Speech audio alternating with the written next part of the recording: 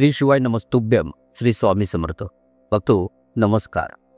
भक्तो, श्रावणाच्या पवित्र महिन्यात नवऱ्याला व मुलांनाही एकच वस्तू खाऊ घाला.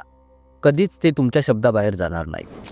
भक्तो, तुमच्या घरातील मुलं तुमचं ऐकत नसतील, सतत चिडचिड करत असतील, खूप हट्टीपणा करत असतील, किंवा जर तुमचा नवरा तुमचं ऐकत नसेल आणि तो दुसऱ्या व्यक्तीच्या प्रभावाखाली असेल, तुमच्या घरी पैशांशी संबंधित समस्या असतील, तर श्रावणाच्या या पवित्र महिन्यात ही एकच वस्तू तुमच्या मुलांना व नवऱ्याला खायला द्या आणि 7 दिवसांतच त्यांच्यात झालेला बदल पाहून तुम्ही स्वतः हादरून जाल.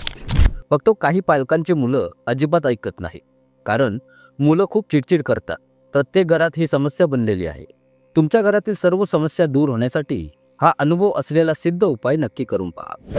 बघतो, आजच्या व्हिडिओमध्ये जे काही उपाय सांगितले जातील ते उपाय तुमच्या घरातील प्रत्येक समस्या सोडवण्यासाठी सक्षम ठरणार आहे. जेवणात फक्त ही एक गोष्ट घाला आणि तुमची प्रिय व्यक्ती तुमच्या प्रत्येक गोष्टीचे पालन करेल. तसेच चुकीच्या संगतीपासून दूर राहील. अगदी साधा आणि सोपा असा हा उपाय आहे. काही मेहनत करावी लागणार नाही व काही खर्च सुद्धा तुम्हाला करावा लागणार नाही आहे. हा साधा सोपा उपाय केल्याने मुलाचं व नवऱ्याचं तुमच्याशिवाय पान सुद्धा हलणार नाही.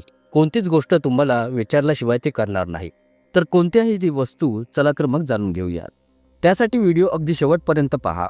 आणि तुमची सुद्धा श्री स्वामी समर्थ महाराजांवर श्रद्धा भक्ती असेल तर व्हिडिओला मनापासून एक लाईक नक्की करा आणि कमेंट्स बॉक्समध्ये श्री स्वामी समर्थ लिहायला मात्र विसरू नका.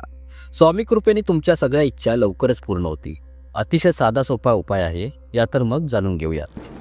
फक्त हा उपाय तुम्ही मंदिरात करू शकता किंवा घरी शिवलिंग असेल तर घरच्या घरी सुद्धा करू शकता.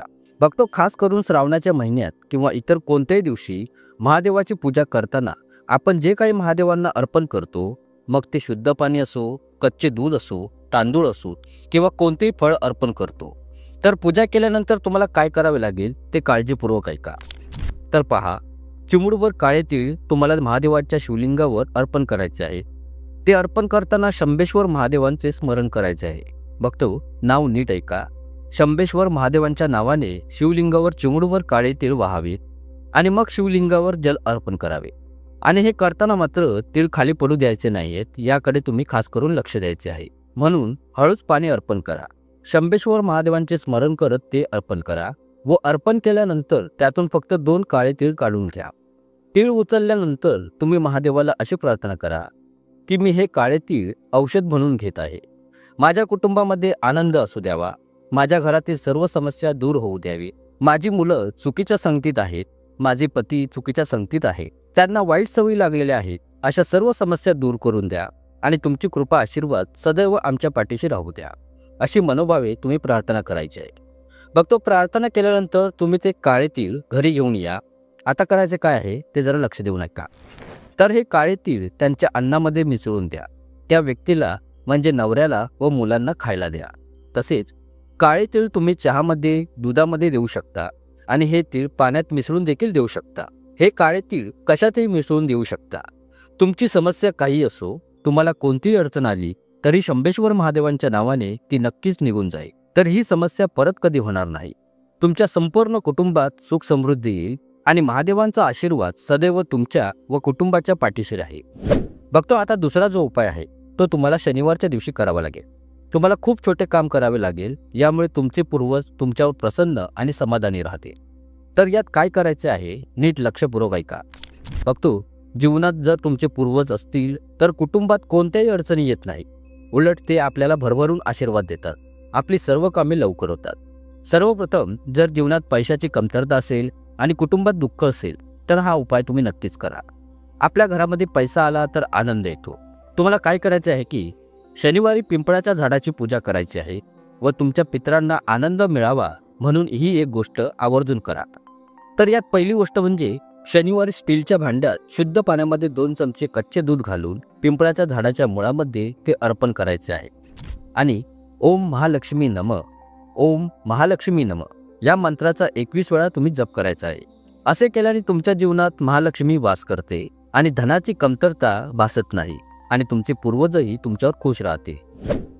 आता दुसरी गोष्ट म्हणजे पिंपळाच्या झाडात गोल मातीचा जो दिवा आहे तो मोहरीच्या तेलाचा दिवा तुम्ही लावायचा आहे. तुम्ही भगवान विष्णूसाठी गोल मातीचा दिवा लावायचा आहे. तसेच त्याचवेळी तुम्ही पिंपळाच्या झाडाला हात लावा आणि तुमची जी काही इच्छा असेल जी कोणती मनोकामना असेल ती त्या पिंपळाच्या मुळामध्ये सांगा. मुंग्यांसाठी थोडीशी गोड साखर तुम्ही ठेवू शकता. साखरदान ठेवा, अगदी 1 चमचा ठेवा आणि परत घरी निघून या. यामुळे तुमचे पितृ खुश होतील. यामुळे तुमचे पितर खूप आनंदी होतात आणि या उपायामुळे तुमच्या आयुष्यातील सर्व समस्या दूर होतात.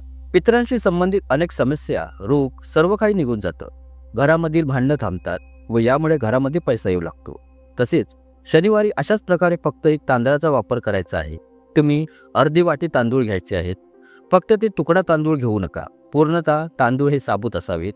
तांदूळ अखंड असल्याची तुम्ही खात्री करून घ्या. असे कच्चे तांदूळ तुम्हाला घ्यायचे आहेत.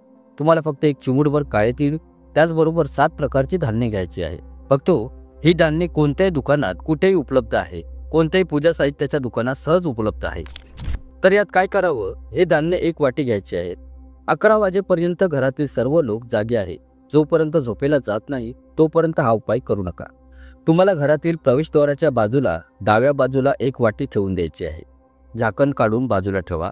फक्त ही वाटी प्रदोष काळात न ठेवता रात्री सर्वजण घरी आल्यावर 11 नंतर सगळे झोपायला गेले की नंतर तुम्ही ठेवू शकता. दुसऱ्या दिवशी सकाळी उठून स्नान वगैरे करून महादेवांच्या मंदिरात तुम्ही जायचे आहे. घरातील तांब्याच्या भांड्यातील पाणी घेऊन तांब्यात त्यात ते चिमूटभर काळे तीळ मिसळून तांदळाचे धान्य, भाताचे तुकडे टाकावे आणि आपल्याला हे शिवलिंगावर अर्पण करायचे आहे. श्री शिवाय नमस्तुभ्यम हा जप करायचा आहे. नंतर तुम्ही पिंडीवरील तिन्ही गोष्टींपैकी 2-2 दाणे घ्यायचे आहेत. म्हणजे तुम्हाला तांदळाचे 2 दाणे उचलावे लागतील, तिळाचे 2 दाणे उचलावे लागतील आणि भाताचे 2 शीतं उचलावे लागतील.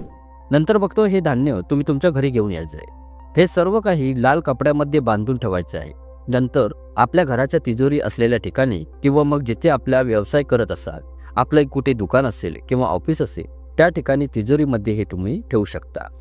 बघतो या उपायाचा अवलंब केल्याने तुमच्या घरामध्ये कधीही पैशाची कमतरता भासणार नाही आणि सफलता तुमच्यासोबत कायम राहील. तुमच्या घरात महालक्ष्मी वास करेल. बघतो हा एक अतिशय सुंदर असा उपाय आहे. या उपायाने पितरांचा आशीर्वादही आपल्यास मिळतो. बघतो माहिती कशी वाटली मला कमेंट्समध्ये नक्की सांगा. व्हिडिओ आवडला असेल तर एक लाईक करा आणि कमेंट्स बॉक्समध्ये श्री स्वामी समर्थ हर हर महादेव नक्की लिहा. आपले खूप खूप धन्यवाद.